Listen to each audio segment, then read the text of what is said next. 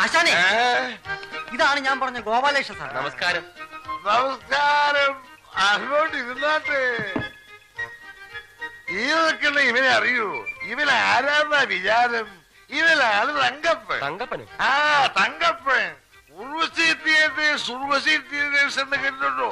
അതിന്റെ ഓണറും പ്രധാന നടനും ഒക്കെയാ ഈ നിൽക്കുന്ന തങ്കപ്പൻ. അയ്യോ ആശാനെ, ഞാനല്ല, ഈ ഇരിക്കുന്ന ഗോപാലേഷൻ സാർ.